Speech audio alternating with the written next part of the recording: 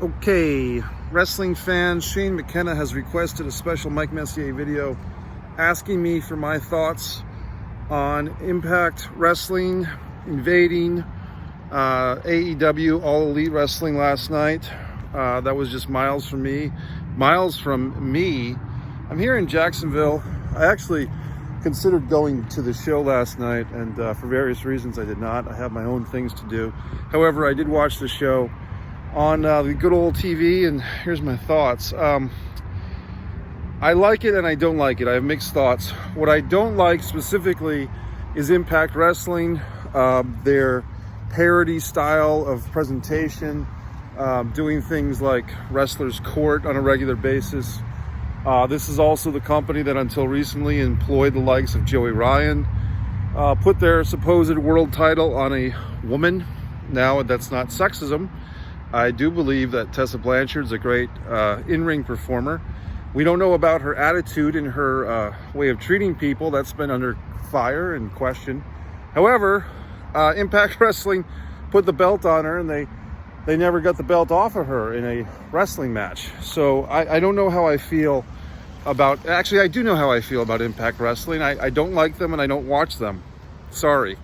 I do have respect for the Tommy Dreamers of the world, but just being an Impact to me is kind of like a woman wrestler in the 80s being on the show Glow. And you might not understand that, but back in the 80s, Glow was seen as a sitcom about wrestling, one step above from Learning the Ropes, the Lyle Alzado NWA sitcom show. So just as Glow was not really seen as a wrestling show, it was seen as a show about wrestling. Did you see the difference? It's not a wrestling show, it's a show about wrestling. That's kind of how I feel about Impact. It's a parody promotion. It's not a real promotion. That being said, okay, I'm going to try and give this a chance. Am I going to get all excited and tune into Access TV on Tuesday night to watch Don Callis, who I don't find entertaining, no offense? Do I find Don Callis to be intelligent? Yes. I find him to be intelligent. I find him to be a guy who knows wrestling, who speaks well of wrestling. He's good on a podcast with Lance Storm. I mean, no offense to Lance Storm, but he's pretty fucking boring, so anybody's going to sound more engaging than him. However, I don't particularly find Don Callis on camera doesn't do much for me. I'm sorry. I find him to be, like I said, a great, intelligent guy. But as far as an on-camera persona who is going to make me excited about watching this angle develop, not so much. That being said, I think that if I was a bit younger, I would probably be into this storyline of multiple promotions. And I say multiple because I do think that there is a chance that the NWA, the National Wrestling Alliance, or whatever ghost of the National Wrestling Alliance is existing these days, with Nick Aldis, who's a sturdy champion. I think that they might get involved. I think they probably will get involved. I think Tony Khan, in his efforts to be the non-Vince McMahon, wants to reach out to these peasant promotions, these other non-WWE groups, namely in this case the NWA, which they've already worked with several times with the women's division, and now here with Impact Wrestling. And Tony wants to be like the Ebenezer Scrooge, turn good on Christmas. He wants to help all these poor, suffering wrestling promotions who have suffered through mismanagement or lack of interest or COVID or whatever. And to be honest, AEW has taken some of the best talent from some of these other promotions, like a Ricky Starks and even a Brian Cage, although he lost to a woman, namely Tessa Blanchard, so he destroyed his character. There you have it.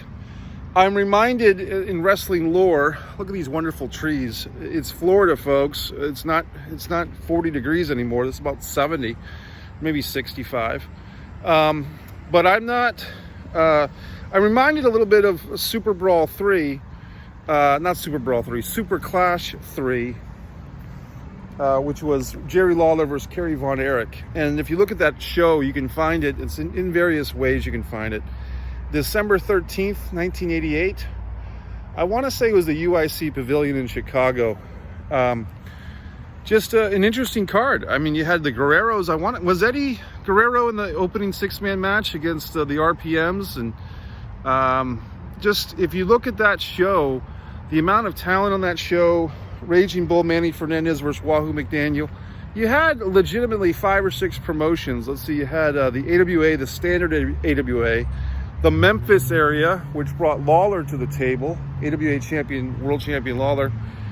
Kerry Von Erich from World Class. You did have, it wasn't Glow, it was another wrestling women's group called POW, I believe, which was McLean's other women's group, which took itself a little more seriously, with a lingerie battle royal that was kind of ahead of its time, to be honest with you. And you had some other groups, I believe. So if you look at that show, you might be seeing a foreshadowing to what's coming. And also, if you want to look at the movie The Wrestler, not the Mickey Rourke wrestler that everyone sings a song about, but the Vern Gagne AWA-produced wrestler movie, which had a tournament. They never really got around to it. You'd have to watch the movie, but it's promoted as being Dory Funk Jr. representing the NWA, Vern Gagne representing the AWA, and Pedro Morales representing the WWF. So look into that. How do I feel about this? I think it's one of those things where my initial feeling is I'm okay with Ambrose or Moxley losing the title. He's got to go change diapers and buy his wife peanut butter and pickle sandwiches at 2 a.m. And good luck to them with that. But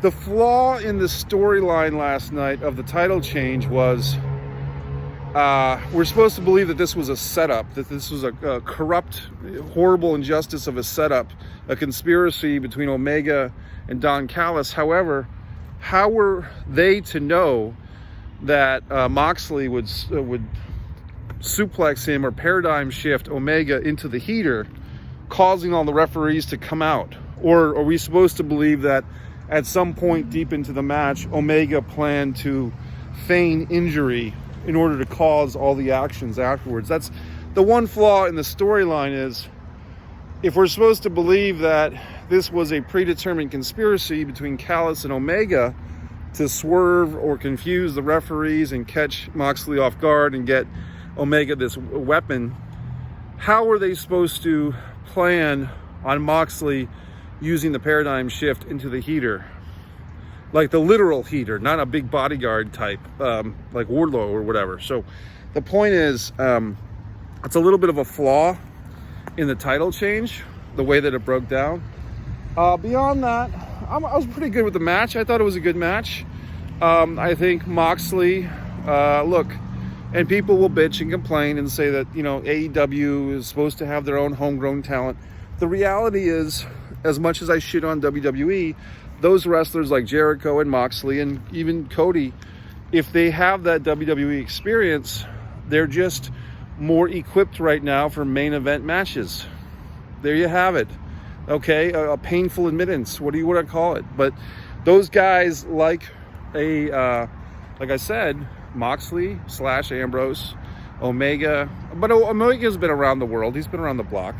But the point is, those guys that have this main event status in other promotions, namely the WWE, they just have that confidence or that ability to tell a storyline probably at a higher level right now in their careers than the guys that don't have that experience. So I don't particularly piss and shit every time a former WWE talent gets an AWA championship. Moving forth with this analysis, like I said, I think it's almost an act of charity on Tony Khan and AEW's thing. I think there's some white man's guilt from them, feeling that they screwed over New Japan, they screwed over Impact Wrestling that's been fighting against WWE, trying to for years. And AEW knows that they kind of, because of the Khan's money or their connections or whatever the fuck, they were able to get on this weekly show, and they're doing well, and they feel guilty that these other promotions haven't succeeded. So now they're handing out charity. I don't know if that's the smartest move. So we'll see how it develops.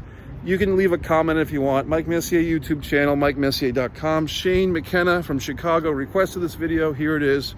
Subscribe, like, share the damn video.